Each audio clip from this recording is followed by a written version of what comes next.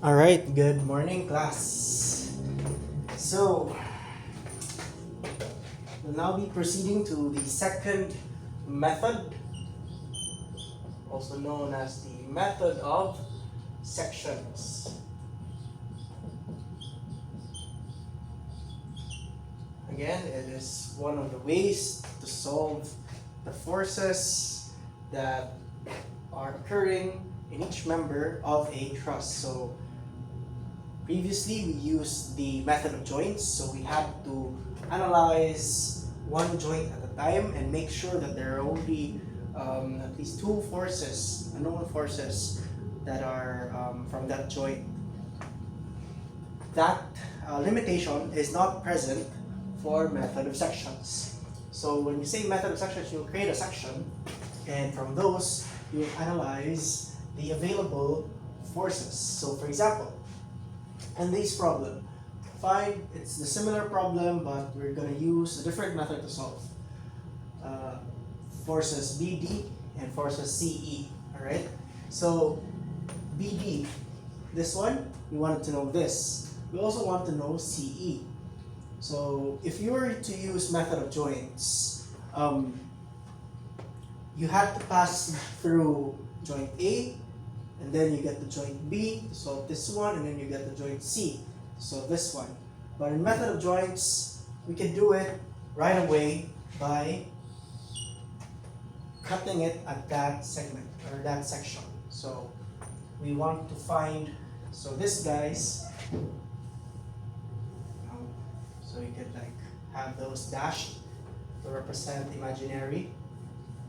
So they're now dashed numbers, meaning we kind of cut them out already, but essentially there's no part of the thing. So what happens is you will find forces when you cut on those locations. You will find BD, and you also find F force CD, and you also find force CE, right? Okay, so those three forces will occur by doing method of section. So one important rule when you're doing method of sections is you can only do method of sections with three members at a time, right? Because as you can recall, we only have three equilibrium equations. So that's our limitation for this method. But still, it's a very handy method so that if you want to find the ones in the mid-span, you don't need to go from the start or the end. So let's see if we could get the same answer from that method of joints. So how do you do this? How do we solve for FBD? Okay, so the key here is to find points or joints that you could have moment equations from. So for example, if you want to find FBD, you gotta find a node or a joint where a lot of forces converge except FBD.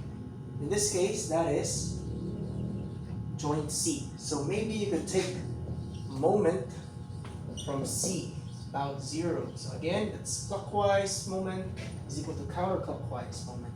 So with that, you have an information on RA, that's 220 kilonewtons, and then you also have FBD, you have 104, and yeah, these two forces, FCD and FCE, are cancelled out because it is concurrent to point C.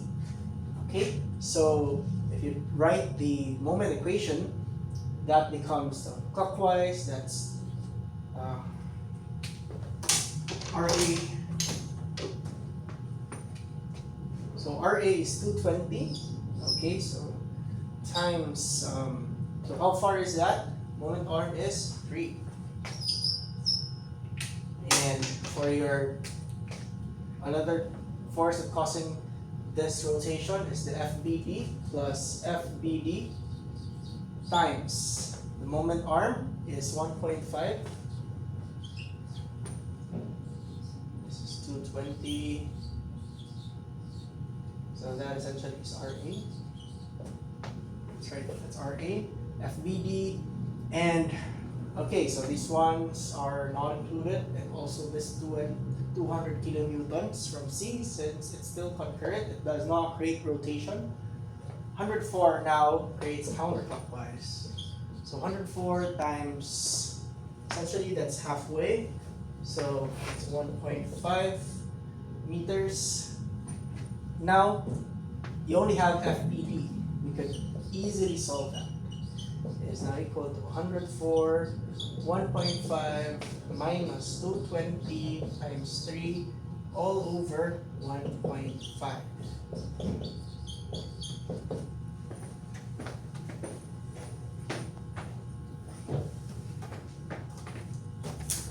The answer is 104 times 5 minus the 20 times 3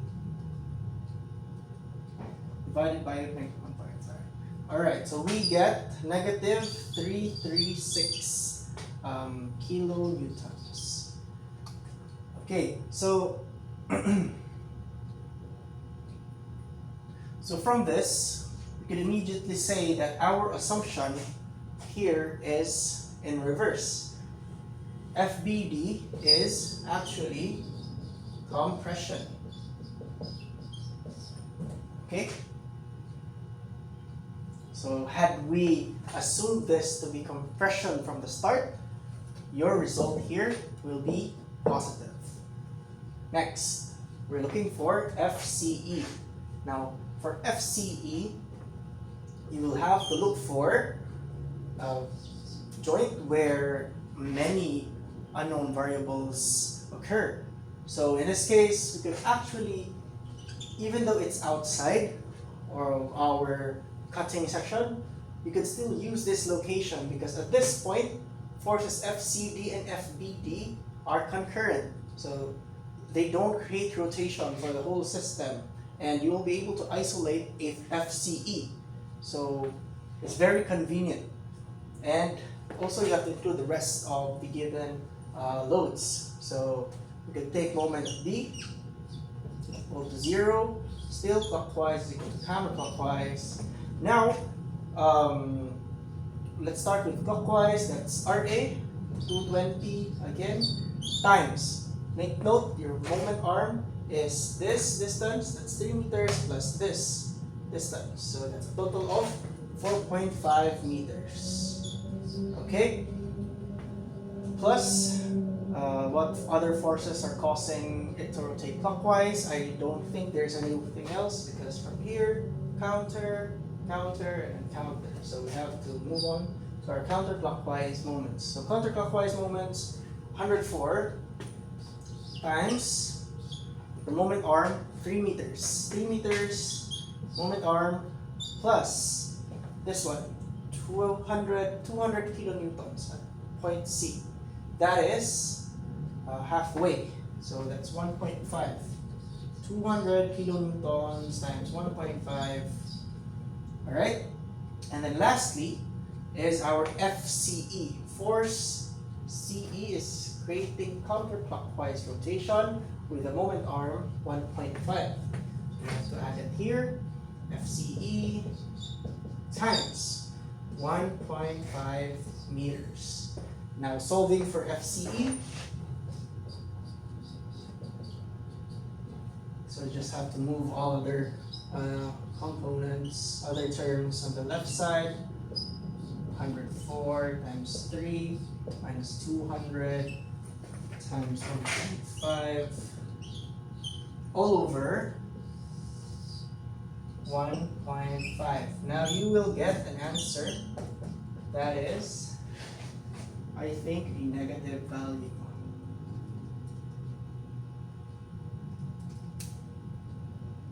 Oh, it's still positive. 200 times 4.5 minus 104 times 3 minus 200 times 1.5 divided by 1.5. So that is, no, it's not negative, it's just positive 1,192 kilonewtons. This means the force is tension. It's positive, meaning our assumption, first assumption, is correct. FCE in this case is tension force with a magnitude of 192 kilonewtons. So that's simply how you implement method of section. So it's very much useful when you do force calculations somewhere in the middle of your structure, so that you don't have to pass through all the from the start, A to B and C, remove that hassle. So it really depends. There's a different use case for that. Okay, so I hope you got that right, and thank you for your attention.